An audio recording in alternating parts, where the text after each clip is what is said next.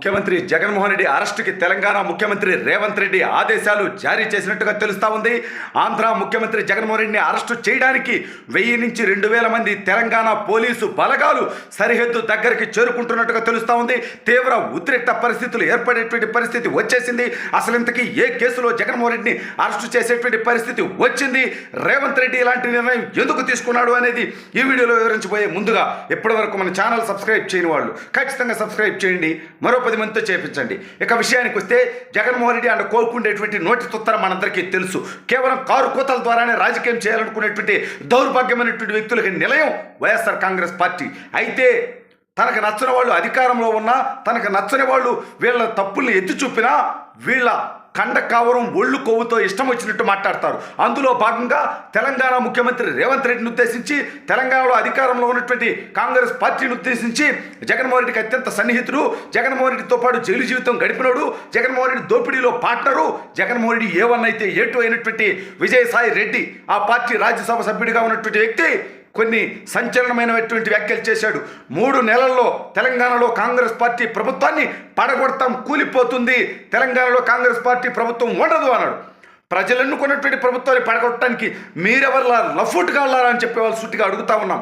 ఇవాళ తెలంగాణలో కాంగ్రెస్ పార్టీ అధికారంలోకి వచ్చి కేవలం 2 నెలలు అప్పుడే ఆ ప్రభుత్వాన్ని పడగొడతామనేటువంటి కారుకుత్తలు కూస్తున్నారంటే ఏం కుట్రలు చేస్తూ ఉన్నారు, ఏం దుర్మార్గాలు చేయాలనుకుంటా ఉన్నారు, ఏం ప్లాన్లు చేస్తూ ఉన్నారు, ఎటువంటి దౌర్భాగ్యమైనటువంటి ఆలోచనలు చేస్తూ ఉన్నారు. అందుకే దీని మీద జూబ్లీహిల్స్ పోలీస్ స్టేషన్లో ఆల్రెడీ కేసు నమోదైంది విజయసాయి రెడ్డితో పాటు జగన్మోహన్ రెడ్డి మీద. వీళ్ళు తెలంగాణ ప్రభుత్వాన్ని పడగొట్టాలనేటువంటి కుట్ర చేస్తున్నారని ఈ దౌర్భాగ్యులు ఇటువంటి కేసే గతంలో వాళ్ళ పార్టీ నాయకుడి మీద పెట్టారు.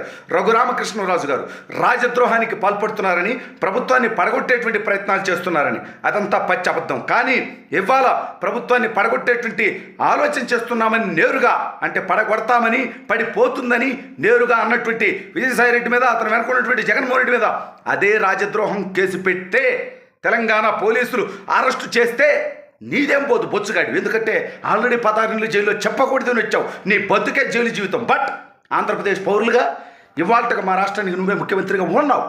ఓకే, ఒక 2 నెలల తర్వాత నిన్ను బొక్కలో వేస్తే మాకేం నష్టం లే, ఎందుకంటే ఒక మాజీ ముఖ్యమంత్రివి, ఈ రాష్ట్రాన్ని సర్వనాశనం చేసినోడు అవుతావు. కానీ ఇప్పుడు ఈ రాష్ట్రానికి ముఖ్యమంత్రిగా ఉన్నావు కాబట్టి మా రాష్ట్ర పౌరులందరికీ కూడా, మా రాష్ట్ర యువతందరూ కూడా పరువు తక్కువ విషయం పక్క రాష్ట్రం వాళ్ళతో ఉమ్మేపించుకునేటువంటి ఈ దౌర్భాగ్యమైనటువంటి ఆలోచనలు ఏంటి?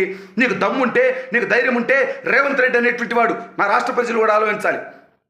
ముఖ్యమంత్రి అయిన 4 రోజులు గడవక ముందే దావోస్ వెళ్ళి వరల్డ్ ఎకనామిక్ ఫోరం మీటింగ్లో పాల్గొని ఆ రాష్ట్రానికి పెట్టుబడులు తీసుకొచ్చేటువంటి ప్రయత్నం చేస్తే మన దౌర్భాగ్య ముఖ్యమంత్రి మాత్రం ఇక్కడ అక్కచెమ్మలంటూ, బట్టలు నొక్కుతానంటూ, సొల్లు కౌరులు చెబుతూ ప్రతిపక్ష నేతలను తిట్టడంలో నిమగ్నం అయిపోయి అక్రమ కేసులు పెట్టి అరెస్టు చేపించడంలో ఈ దౌర్భాగ్యమైనటువంటి వ్యక్తి బిజీగా ఉంటే కనీసం ఐటీ శాఖ మంత్రి అని చెప్పి కోళ్లు గుడ్డు పెట్టాలి, పొతగాలి, పిల్లవ్వాలని చెప్పేటువంటి నిజమైనటువంటి అమర్నాథ్, గుడివాడ అమర్నాథ్ కూడా పవన్ కళ్యాణ్ గారిని తిట్టడానికో, లోకేష్ గారిని తిట్టడానికో, చంద్రబాబు నాయుడు గారిని తిట్టడానికో ప్రెస్ మీట్లు పెట్టేటువంటి ఈ దౌర్భాగ్యులు ఒక్కడన్నా దావోస్కు పోయాడా? ఈ రాష్ట్ర యువత గురించి, ఈ రాష్ట్రానికి పరిశ్రమలు తేవడం గురించి, ఈ రాష్ట్ర అభివృద్ధి గురించి ఒక్కడన్నా ఆలోచిస్తున్నాడు అనేది నా ప్రజలు ఆలోచించొద్దు. సరే, ఇప్పుడు మనం ఈ కేసు నుంచి పక్కకి వెళ్ళాం. ఓకే, మళ్ళీ కేసులోకి వద్దాలి. అయితే ఈ కేసు ఉంది కదా, ఈ దౌర్భాగ్యమైనటువంటి వ్యక్తిని ఇప్పుడు తెలంగాణ పోలీసులు అరెస్ట్ చేస్తే ఎవడు దిక్కు, ఎవడికి సమాధానం చెప్పాలి? ఎవడికి పరువు తక్కువ? మీకేం పరువు గిరువు లేదు కాబట్టి అది వేరే విషయం. మీ సొంత బాబాయిని, సొంత కుటుంబ సభ్యులు అత్యంత పాశవికంగా వేసేసుకున్నారు. ఇవాళ మీ చెల్లి ఇంకో పార్టీలోకి వెళ్ళిందని తన క్యారెక్టర్ని, తన పుట్టుకని, తన బతుకుని, తన ఇంటి పేరుని, తన తండ్రిని, తన తల్లిని కూడా అవమానించే విధంగా నీచంగా మాట్లాడుతున్నారు. షర్మిల ఓ నింజకు పుట్టింది అని మాట్లాడుతున్నారంటే విజయలక్ష్మి గారిని అవమానించడం కాదండి. జగన్మోహన్ రెడ్డి గారి తల్లి గారు అయితే అయి ఉండొచ్చు, బట్ మహిళల రాజకీయాల్లోకి లాగొద్దండి. వైసీపీ దయచేసి దండం పెడతా. మీకు దమ్ముంటే రాజకీయం మాట్లాడండి, మీకు దమ్ముంటే మీరు చేసినటువంటి విమర్శలకు సమాధానం చెప్పండి, లేదా షర్మిల గారు మాట్లాడినటువంటి మాటలకు సమాధానం చెప్పండి. అంతేగాని షర్మిల గారి తల్లిని, షర్మిల గారి పుట్టుకుని, షర్మిల గారి కులాన్ని, షర్మిల గారి తండ్రిని ఎందుకు అవమానిస్తారు? జగన్మోహన్ రెడ్డి కంటే తన తండ్రిని అవమానించినా, తల్లిని అవమానించినా తనకు సిగ్గు ఎక్కువ ఉండకపోవచ్చు, బట్ మహిళలను గౌరవించేటువంటి వ్యక్తులుగా ఖచ్చితంగా ఆ రకమైనటువంటి విధానాలు వద్దని చెప్పి వైసీపీ పేటీఎం డెకాయిడ్స్కి చెప్తా ఉన్నా. శ్రీరెడ్డి లాంటి బజారు మనిషికి డబ్బులు ఇచ్చి, పంచప్రభాకర్ లాంటి బోగ్గాడికి డబ్బులు ఇచ్చి వాళ్ళతో షర్మిల గారిని తిట్టుస్తున్నారంటే దాని వెనక తిట్లన్నీ కూడా రాజశేఖర రెడ్డి గారిని, విజయలక్ష్మి గారిని ఉద్దేశించి కాదా? జగన్మోహన్ రెడ్డి గారు వీటన్నింటినీ అంగీకరిస్తున్నట్టు కాదా?